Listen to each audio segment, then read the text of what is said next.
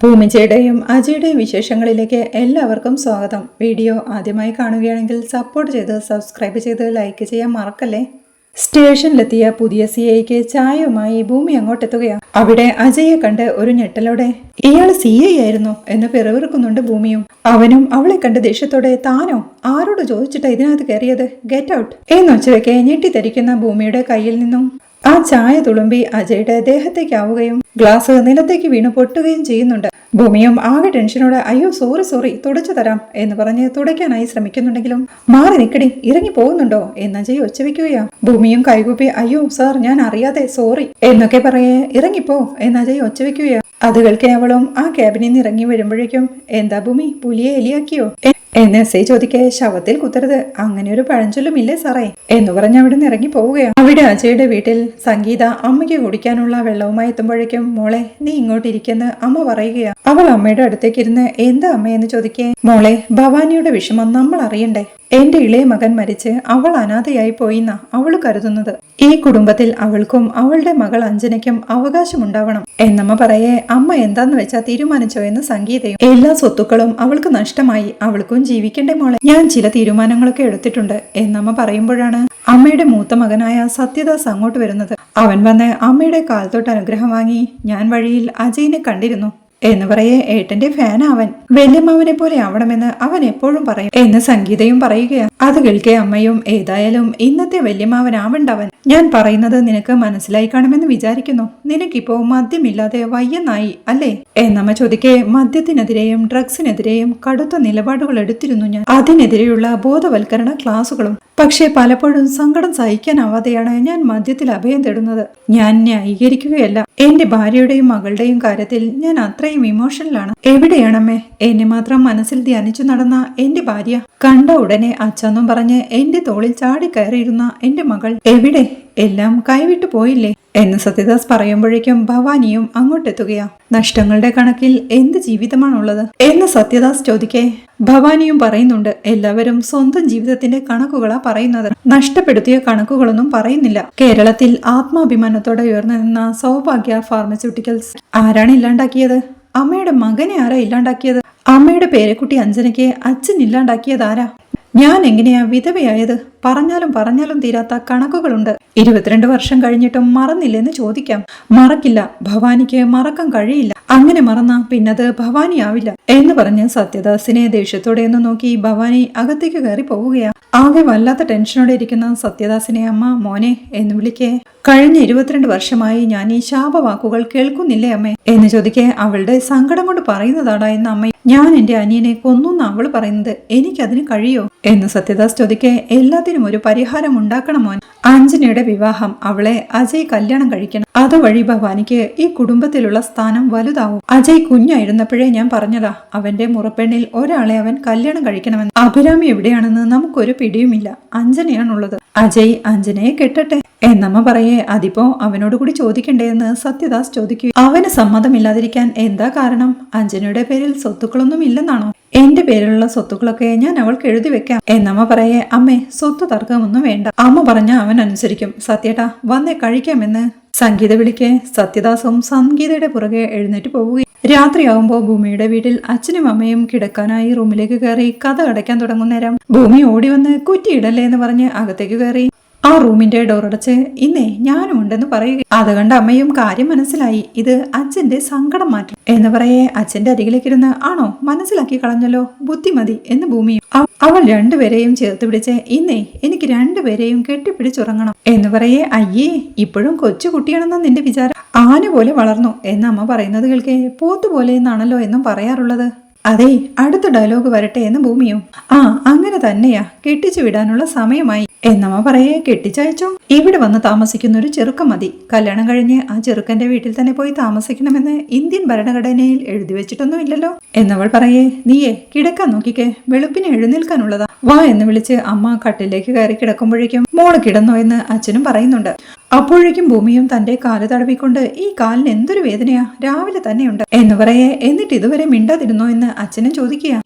എവിടെയാ വേദന എന്ന് ചോദിച്ച് അമ്മയും എണീറ്റ് നോക്കുകയേ. ദേ ഈ കാലില നല്ല വേദനയുണ്ട് എന്ന് പറഞ്ഞ് അവൾ കിടക്കെ. അച്ഛനും എഴുന്നേറ്റ് കുഴമ്പെടുത്ത് അവളുടെ കാലിൽ തിരുമുകയാ. ഭൂമിയും അച്ഛനോടായി അച്ഛാ ആ കഥ പറയേ, ഉറങ്ങട്ടെ എന്ന് പറയേ അച്ഛനും ആ കഥ പറയാൻ തുടങ്ങുകയാ. ഞാനേ ഒരു നാടക ഭ്രാന്തനായിരുന്നു. എവിടെ നാടകമുണ്ടെങ്കിലും അവിടെ ചൂട്ടും കെട്ടിപ്പോവും എന്ന് പറഞ്ഞു തുടങ്ങിയ ഭൂമിയും അമ്മയെ ചേർത്ത് പിടിച്ച് കിടക്കുകയാ. അച്ഛനും അവളുടെ കാല് തടവിക്കൊണ്ട് കഥ തുടരുകയാ. നിന്റെ അമ്മയുടെ ഒരുപാട് നാടകങ്ങൾ ഞാൻ കണ്ടിട്ടുണ്ട്.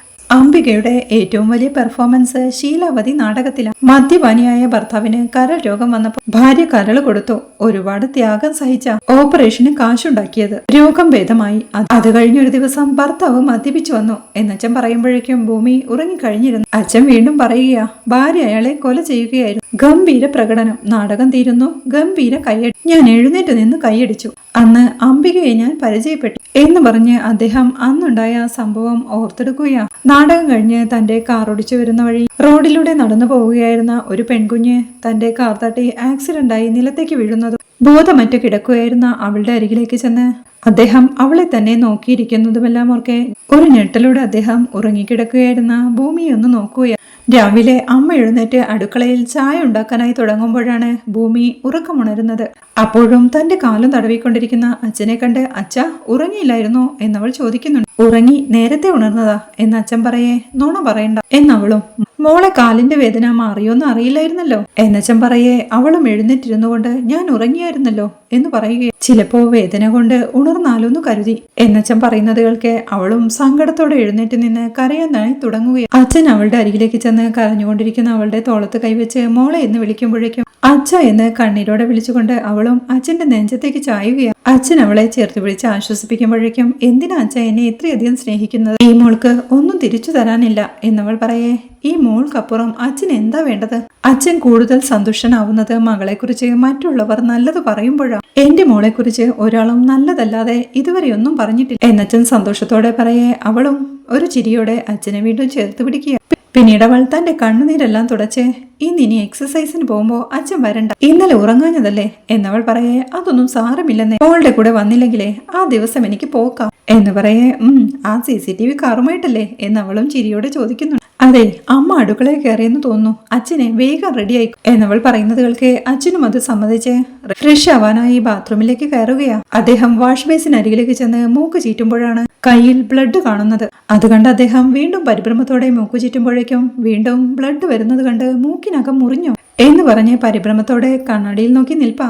അവിടെ അജയുടെ വീട്ടിൽ രാവിലെ ആവുമ്പോ സംഗീതയും അമ്മയും പൂജാമുറിയിൽ വിളക്ക് വെച്ച് പ്രാർത്ഥിക്കുകയാണ്. വിളക്ക് കൊളുത്തുന്നതിനിടയിൽ സംഗീത ചോദിക്കുന്നുണ്ട്, അജയോടൊന്ന് ചോദിക്കണ്ടേ എന്ന്.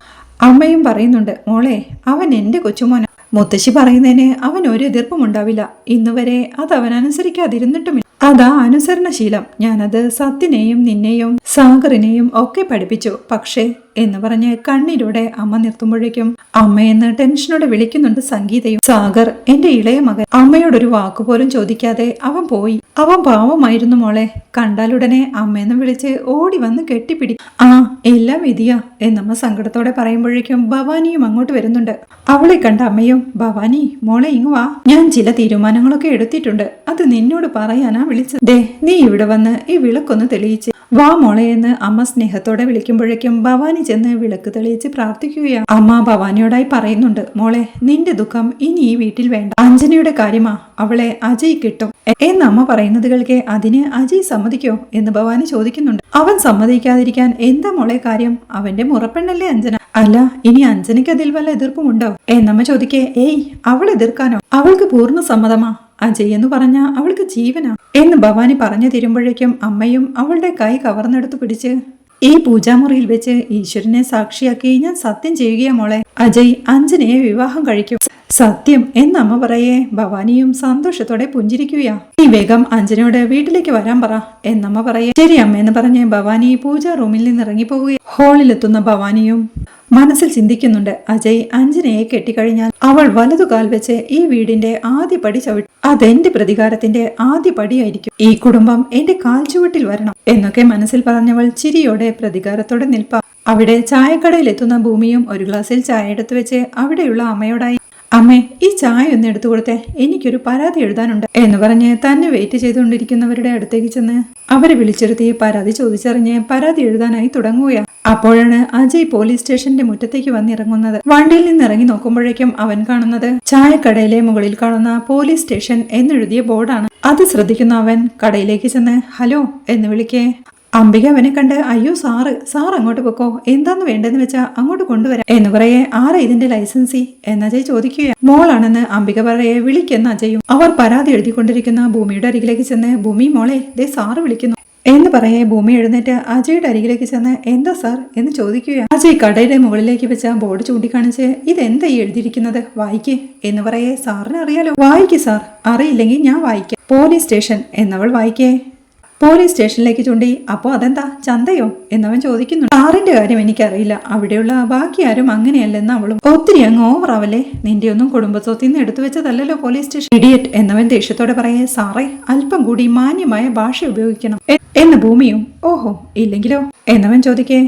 ഞാനും അതേ ഭാഷ തന്നെ ഉപയോഗിക്കും. അപ്പൊ പിന്നെ നാണം കെടുത്തിയെന്ന് പറയരുത്. അതെ, ഈ ബോർഡിനെ ചൊല്ലിയല്ലേ തർക്കം. ഈ കടയുടെ പേരല്ല പോലീസ് സ്റ്റേഷൻ, ആ കാണുന്നതാണ് പോലീസ് സ്റ്റേഷൻ എന്ന് ചൂണ്ടുപലക ഞാൻ ഇവിടെ വെച്ചിട്ടുണ്ട്. സാർ ഒന്ന് നോക്ക് എന്ന് പറഞ്ഞവൾ ആ ചൂണ്ടുപലക കാണിച്ചു കൊടുക്കേ. നീ അങ്ങനെ ആരെയും ചൂണ്ടണ്ട, ഈ ബോർഡ് എടുത്ത് മാറ്റിക്കോ എന്ന് അജയും. ഇല്ല സാറേ, എടുക്കില്ല എന്ന് ഭൂമി ഉറപ്പിച്ചു പറയേ. നിന്നെ ഞാൻ എടുത്തോളാം എന്ന് പറഞ്ഞ് അജയ് സ്റ്റേഷനിലേക്ക് പോകുമ്പോഴേക്കും ഇയാൾ ഇത് എന്തൊരു മനുഷ്യനാ എന്ന് പറയുന്ന ഭൂമിയെ പിടിച്ചു വലിച്ച അമ്മയും നീ എന്തൊക്കെ ഈ പറയുന്നത്, ആരോട് എന്തൊക്കെയാ സംസാരിക്കുന്നെന്ന് വല്ല ബോധവും വേണ്ടേ എന്ന് ചോദിക്കുകയാണ്. അതൊരു പോലീസ് ഓഫീസർക്കും വേണം അമ്മേ. എത്ര അഹങ്കാരത്തോടെയാ അദ്ദേഹം അത് സംസാരിച്ചത്. ഇവിടെ വന്ന ഒരു പോലീസ് ഓഫീസറും ഈ ബോർഡ് മാറ്റണമെന്ന് പറഞ്ഞിട്ടില്ലല്ലോ. ഇവിടെ കട നടത്താൻ ഞാൻ ലൈസൻസും എടുത്തിട്ടുണ്ടെന്ന് ഭൂമി പറയുകയാണ്. ഇവിടുന്നെല്ലാം കൂടി കെട്ടും കിടക്കെടുത്ത് പോവേണ്ടി വരുമെന്നാ എനിക്ക് തോന്നുന്നത് എന്നമ്മ ടെൻഷനോടെ പറയേ. അങ്ങനെയൊന്നുമില്ലമ്മേ, ധൈര്യമായിട്ടിരിക്കുന്ന ഭൂമിയും ആശ്വസിപ്പിക്കുകയാണ്. അപ്പോഴാണ് കുറച്ച് പോലീസുകാർ അങ്ങോട്ട് വന്ന് ഭൂമി എന്ന് വിളിക്കുന്നത്. എന്താ സന്നാഹങ്ങളൊക്കെ ആയിട്ട് എന്നവൾ ചോദിക്കേ. CI സാർ കലിപ്പില എന്നൊരു പോലീസുകാരൻ പറയേ. സോഡാ നാരങ്ങ വെള്ളം വേണോ എന്നവളും. ബാലേട്ടനോടൊന്നും തോന്നരുത്, ഈ ബോർഡ് എടുത്ത് മാറ്റാനാ ഓർഡർ എന്നയാൾ പറയേ. അത് നടക്കില്ലെന്ന് ഭൂമിയും. ഭൂമി, വെറുതെ ഒരു പ്രശ്നമുണ്ടാക്കണോ എന്നാ പോലീസുകാരൻ ചോദിക്കേ. സാറ് മാറ്റിക്കോ സാറേ എന്ന് അമ്മ പറയുന്നുണ്ട്. ഇല്ല എന്നവൾ ദേഷ്യത്തോടെ പറയുമ്പോഴേക്കും അതെടുത്ത് മാറ്റിക്കോടോ എന്ന് കൂടെയുള്ള പോലീസുകാരനോടായി അയാൾ പറയുമ്പോഴേക്കും അയാൾ അത് മാറ്റാനായി പോകുന്നത് കണ്ട് ഭൂമിയും അങ്ങോട്ട് ഓടിച്ചെന്ന് അയാളെ അങ്ങോട്ട് കടക്കാനാവാത്ത വിധം തടഞ്ഞു നിർത്തുന്നിടത്താണ് ഈ എപ്പിസോഡ് അവസാനിക്കുന്നത്. വീഡിയോ ഇഷ്ടമായാൽ സപ്പോർട്ട് ചെയ്ത് സബ്സ്ക്രൈബ് ചെയ്ത് ലൈക്ക് ചെയ്യാൻ മറക്കല്ലേ.